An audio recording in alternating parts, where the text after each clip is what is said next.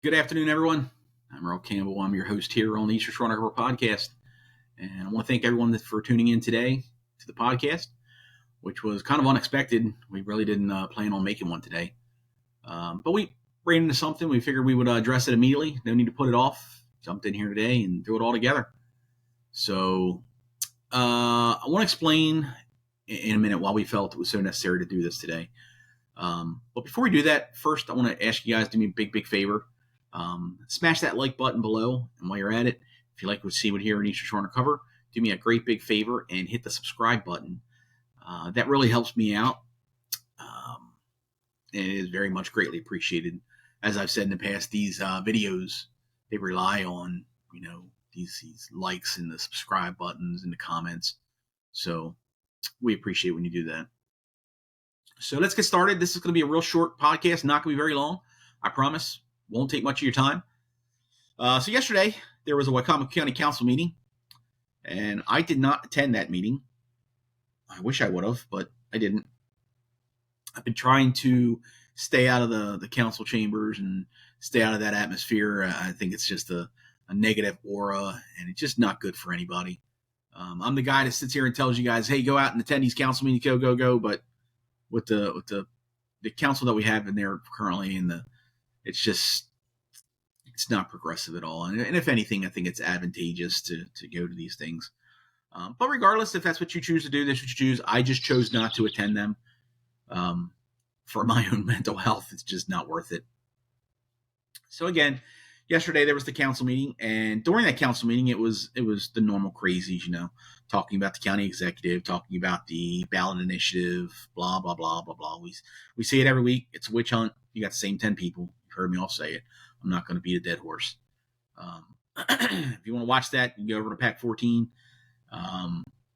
You can read you can turn on the video. There's 2 videos. I think the bulk of it is the first video.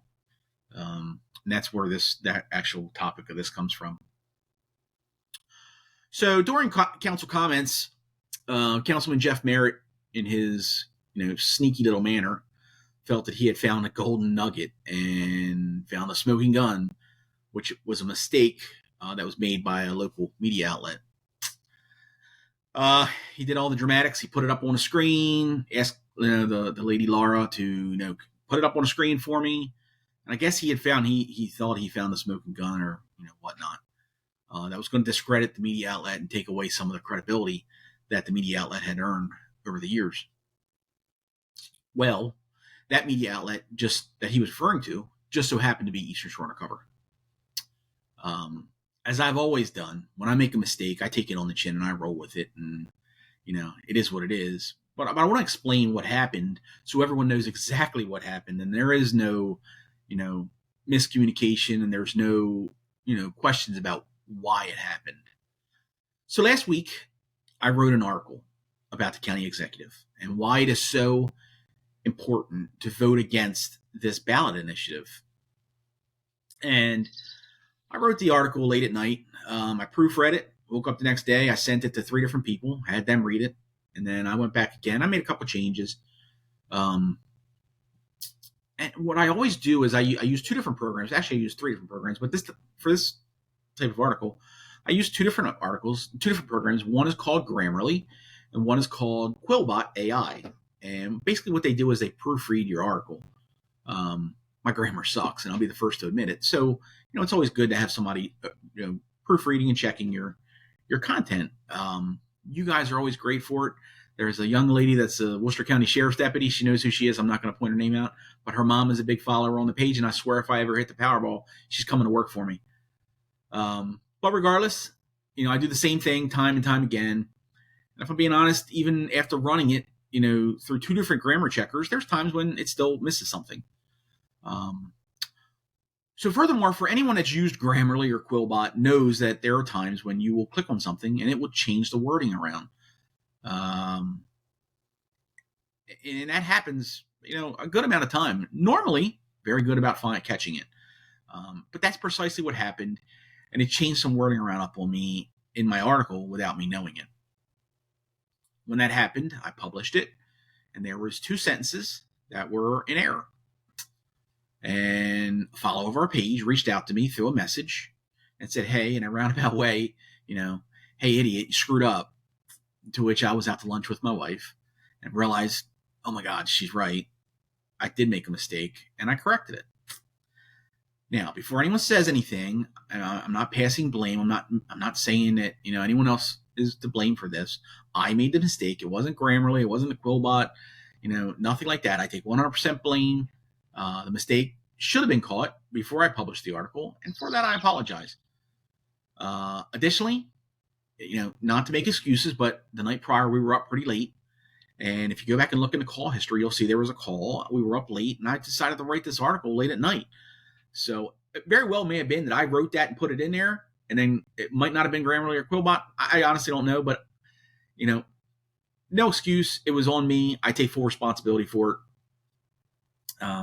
When it was pointed out to me that it was a mistake, I couldn't change the wording because I honestly didn't remember what I was trying to say in those two sentences before it was changed by Grammarly, Quillbot, or the mistake on my part.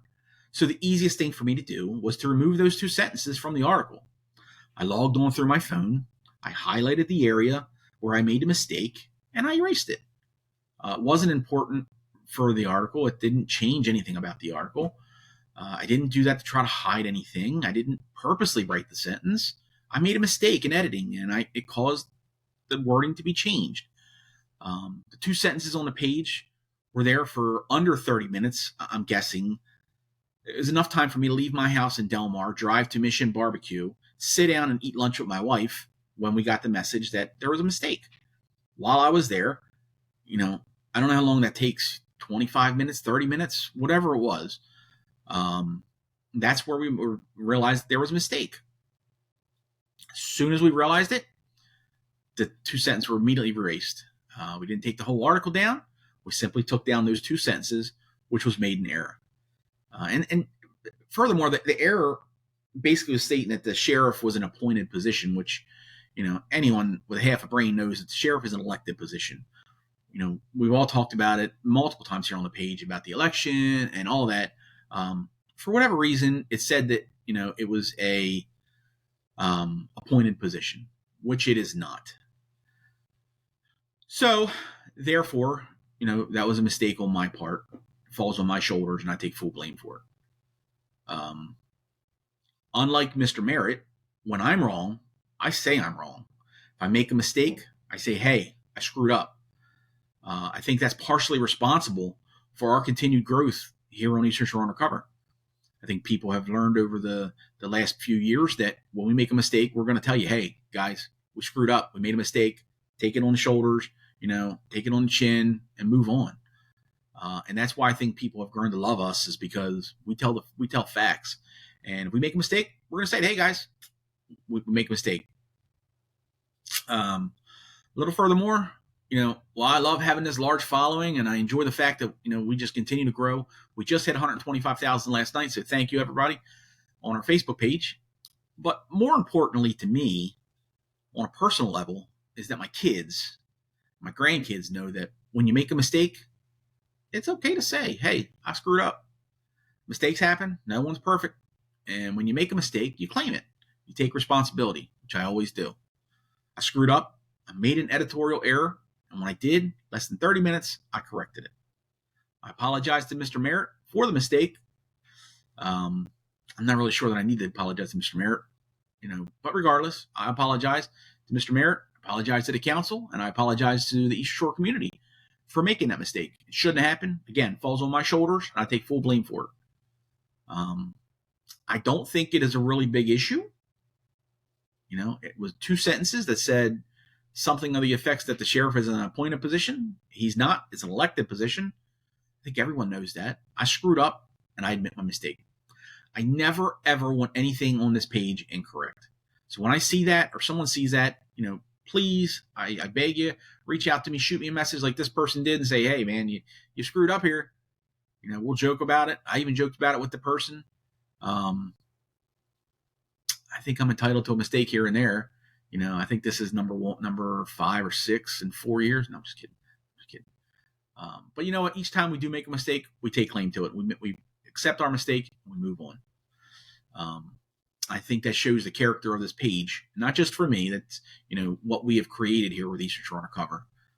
We're gonna close it out with this little quote by Dale Carnegie, and he said that any fool can criticize, condemn, or complain, but it takes character and self-control to be understanding and forgiving. I have sent a text message to Councilman Jeff Merritt because that is what real men do. We have an issue, we do the adult thing, and we handle our business. We admit our mistakes. Mr. Merritt, I apologize for mine. I will continue to make mistakes far into the years to come. I promise you, without a doubt, there's going to be another mistake made here. I'm not perfect. But when that happens and it gets brought to my attention, one thing's for sure, I'm always going to correct it. I'm always going to fix it. I'm always going to take blame for it. I take responsibility for my mistakes. And that's all I really have for this podcast, folks. Short, sweet, to the point. Again, I've said it many times. I apologize for the 2 sentences. It's an editorial error made last week in the article for the Wicomico County Council, or County Executive ballot initiative question. I will strongly recommend that everyone watching this podcast vote against the ballot question A. And that's all we got. I hope you all have a wonderful rest of your week. If you're going out to Ocean City, enjoy the air show. And we'll see you here next week.